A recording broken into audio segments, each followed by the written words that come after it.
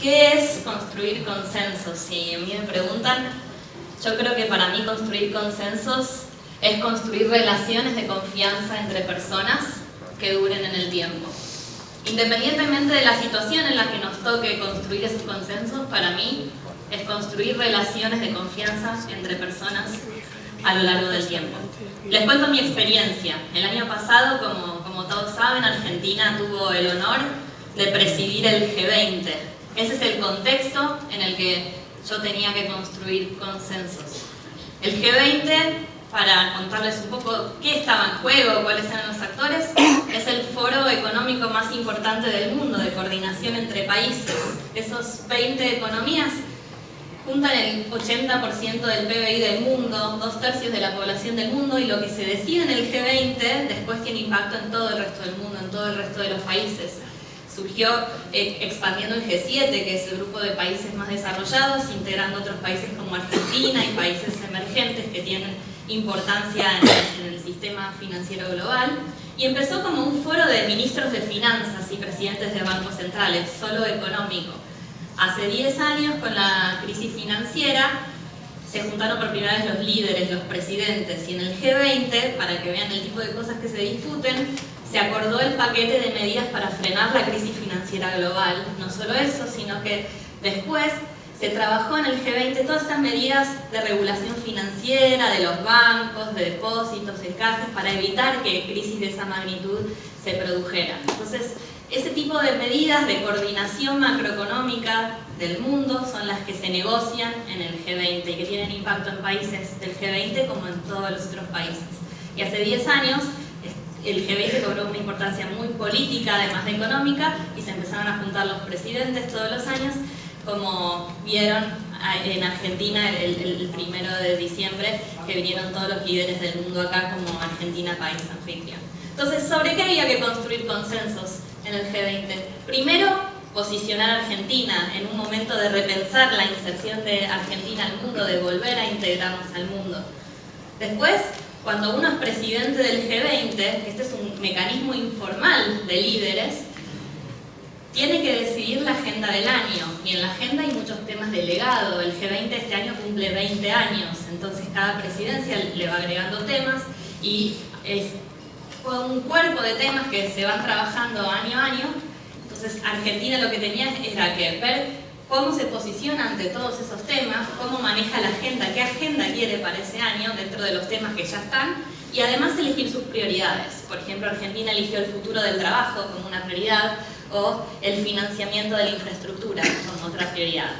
Y el G20 funciona en grupos de trabajo, entonces cada grupo de trabajo durante el año tenía que juntarse con los delegados de cada uno de los otros países para ir desarrollando esas agendas, que después confluyen en reuniones de deputies, se llama, de finanzas. Yo soy la de Argentina, donde negociamos los resultados de todos esos grupos de trabajo, en el caso mío de finanzas, y después lo discuten los ministros, y al fin de todo ese trabajo, todo se resume a la declaración final de los líderes del G20, de los presidentes y primeros ministros que vienen. Entonces ese es el contexto que teníamos, con todos los desafíos de lo bueno y lo malo que implicaba ser Argentina en ese momento de volver al mundo, una economía relativamente pequeña, relativamente poco integrada al mundo, y tener la presidencia del G20. Yo estaba a cargo del canal de finanzas. Hay dos canales en el G20, el canal de finanzas, que es el corazón y el que le dio origen hace 20 años, que maneja todos estos temas financieros. Entonces, en la agenda mía estaban los temas de regulación financiera, impuestos internacionales, inclusión financiera y muchos temas, como 8 grupos de trabajo, además de las prioridades de Argentina, y después está el canal del Sherpa. Y los dos después éramos responsables del producto final del presidente. Ahora, construir consensos, como les decía, era construir relaciones de confianza entre gente que duran el tiempo. Así empezó todo. Esas eran mis contrapartes. Con ellos yo tenía que construir consensos. Eso fue el 1 de diciembre del 2017, cuando empezó nuestra presidencia, que duró un año. Y eso fue en Bariloche, en Chao Chao, porque tratamos de llevar las distintas reuniones a distintas provincias en esta parte de posicionar a Argentina, también posicionar al país y que la gente del resto del mundo pudiera conocer distintos lugares.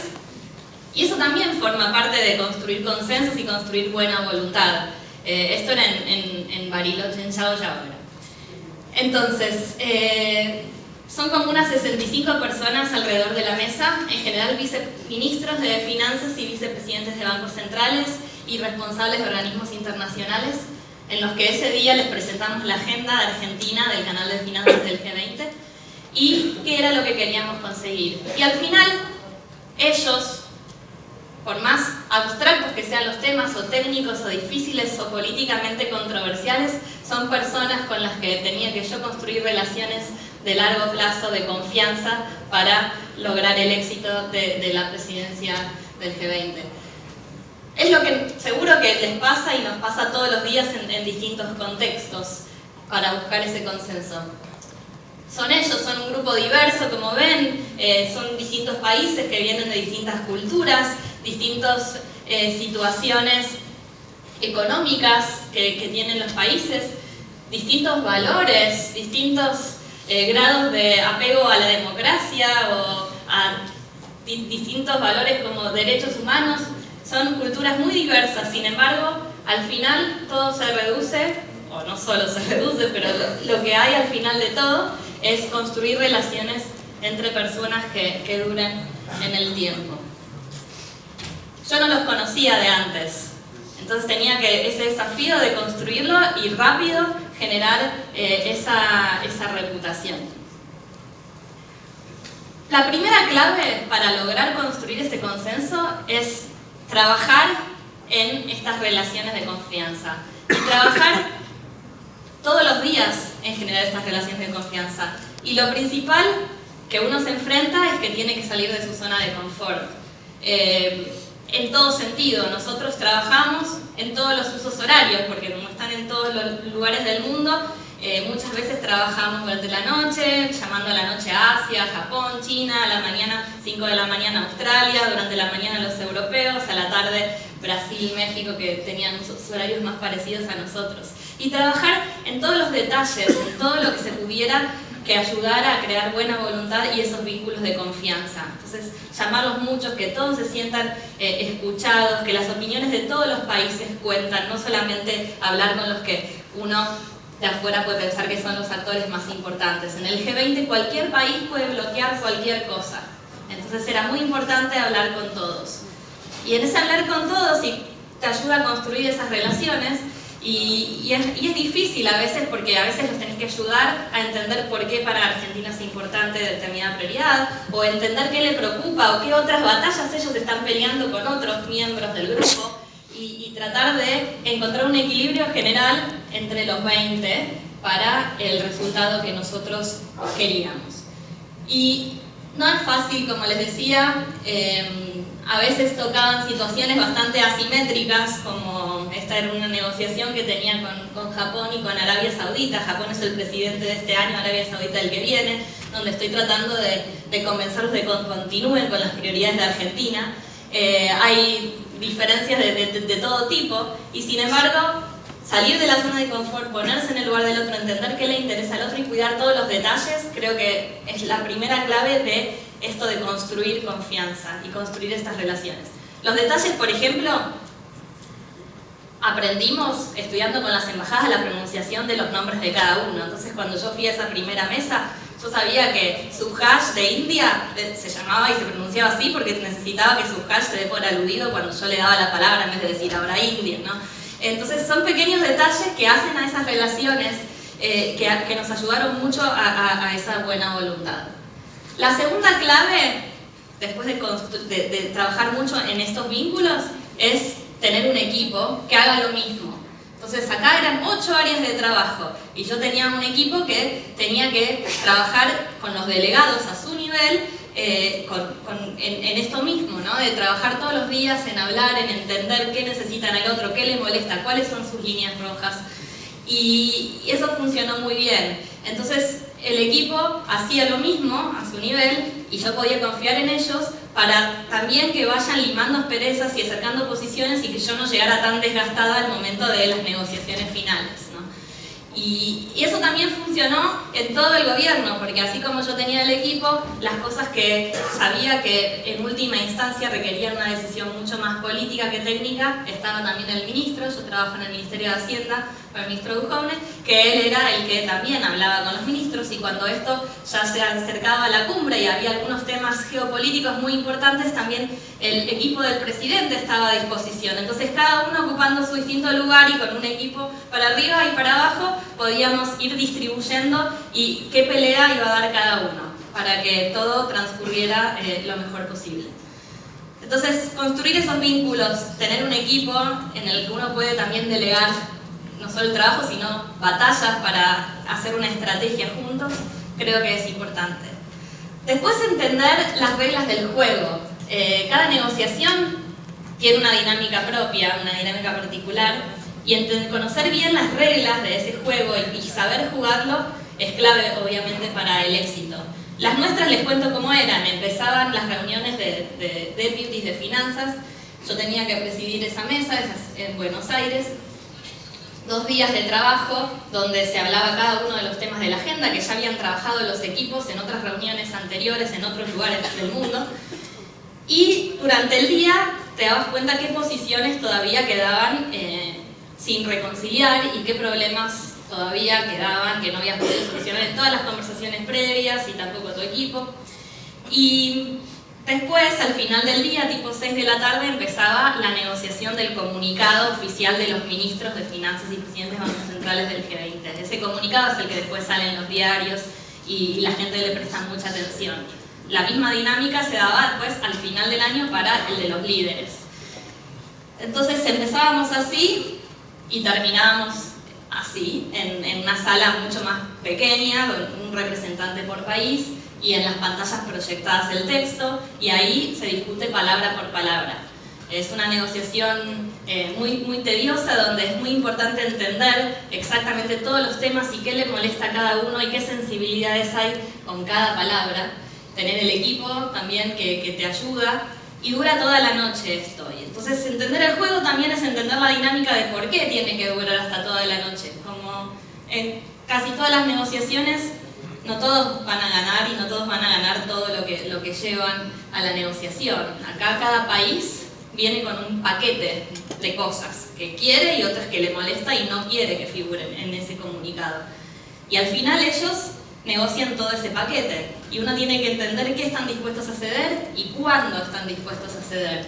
Y dura muchas horas porque al final, al día siguiente, llegan los ministros y uno tiene que ir y decir, mirá, luché toda la noche, te conseguí todo esto, no sabes cómo quedaron los otros, y esto, bueno, lo tuvimos que entregar, pero está todo bien porque mirá, todo esto que conseguimos es mucho más, y todo el esfuerzo que pusimos en esto. Entonces, toda esa dinámica es importante entenderla, no tomárselo personal, eso a veces me costaba un poco, y tratar de entender exactamente cuándo iba a ceder quién y qué, para cerrar ese comunicado y al día siguiente que los ministros no tuvieran que seguir discutiéndolo.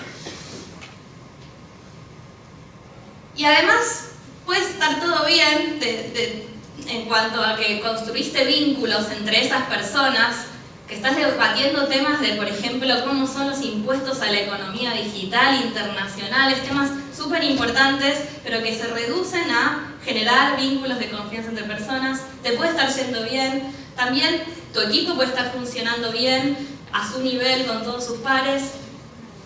Podés estar manejando perfecto la negociación y todo, pero hay un cuarto componente que creo que es muy importante y que nos pasa a todos, que es la flexibilidad. La flexibilidad para adaptarse a contextos cambiantes.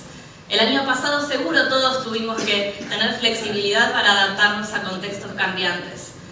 Nosotros arrancamos en diciembre del 2017 el G20 con Argentina, volviendo al mundo, creciendo. La primera reunión de ministros que vinieron acá en marzo nos estaba yendo muy bien, y después pasaron cosas, pasaron varios shocks que afectaron mucho a nuestro país, y también toda esa buena voluntad que habíamos generado y esos vínculos nos sirvieron, por ejemplo, en abril, cuando necesitamos el apoyo internacional de todos los que estaban en esa mesa para, por ejemplo, negociar nuestro paquete en el FMI. Entonces esas relaciones ya empezaron a rendir sus frutos cuando las necesitamos en ese momento, y todavía nos sirve mucho el apoyo internacional y esas relaciones que estamos construyendo. Y Argentina tuvo una situación cambiante, pero el mundo también. El mundo el año pasado, si uno se fija, nosotros empezamos en la agenda y dijimos, bueno, hay un tema que es la economía global. Vamos a discutir los riesgos que vemos. Y los riesgos veíamos vulnerabilidades financieras, qué pasa si Estados Unidos subiera la tasa y se van los capitales de los emergentes, tensiones comerciales, era otro riesgo, tensiones geopolíticas, y todos los riesgos se materializaron, todos los riesgos de la economía global se materializaron durante el año, se materializaron a escalas que no estaban previstas ni por nosotros ni por los otros países del G20. Entonces, la flexibilidad para adaptarse y cómo nuestras contrapartes y nuestras relaciones nos ven y cómo nos reposicionamos ante estos eventos fue muy importante. Acá, por ejemplo, fue al final entre Estados Unidos y China tratando de negociar una oración sobre la guerra comercial. Si había tensiones comerciales, si tensiones que escalaban o que no escalaban. También tuvimos que hacer reuniones como de subgrupos de países para empezar a dividir todos los problemas y entender quiénes podían apoyarnos en ir solucionando partes de nuestros comunicados.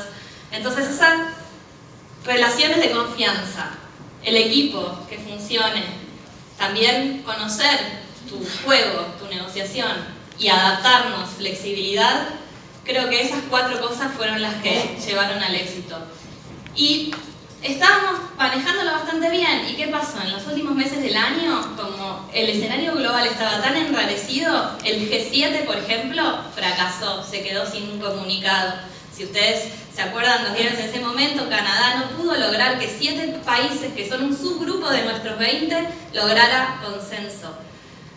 Un par de semanas antes de nuestra cumbre, APEC, las economías del Pacífico, que también son varias que están en el G20, no lograron ningún consenso tampoco. Entonces veníamos destinados a que nosotros tampoco lograrían. La gente nos decía, ¿para qué siguen insistiendo? Nos llaman con comunicado. No lo van a lograr, es imposible. Sin embargo, nosotros dijimos, lo vamos a lograr porque vamos a apoyarnos en nuestros 4 pilares de todo el trabajo de todo el año, de construir estas relaciones de confianza, trabajando en todos los niveles, de todo el equipo, desde el presidente hasta todos nosotros, en tener esa habilidad de manejar este juego, esta negociación y la negociación final, que ya estaban los líderes en Buenos Aires, y adaptarnos, y lo vamos a conseguir. Y a pesar de todos los pronósticos adversos, Argentina logró, como único foro internacional, el G20, un comunicado de consenso de líderes. Y en todas las áreas de trabajo logramos los resultados que queríamos, que también son documentos de consenso y políticas y medidas que para otra charla podemos conversarlas si les interesa. Pero creo que, de nuevo, construir consensos es construir esas relaciones de largo plazo, de confianza, y lo pudimos manejar, y en un escenario muy adverso internacional llegar a un comunicado en el G20, como no llegaron otros subgrupos del G20 durante el año. Y creo que el G20 fue muy importante para Argentina, fue muy importante este ejercicio a todo nivel de relacionarnos con el mundo, no solo nosotros, sino también todos los grupos de la sociedad, los empresarios con el B20, la sociedad civil, think tanks. Fue un ejercicio muy importante de relacionarse. Y también el G20, lo que nos dicen otros países, el G20 de Argentina fue importante para el G20, porque cambió el humor en esas relaciones internacionales. También acá, justo en esos días, empezó la tregua en la guerra comercial entre China y Estados Unidos, una reunión que ocurrió en Buenos Aires entre los líderes. Entonces, el G20, y poder mostrar que el foro más importante de coordinación macroeconómica pudo llegar a un consenso, que Argentina pudo lograr ese consenso, fue importante no solo para Argentina, sino también para el G20. Y lo que yo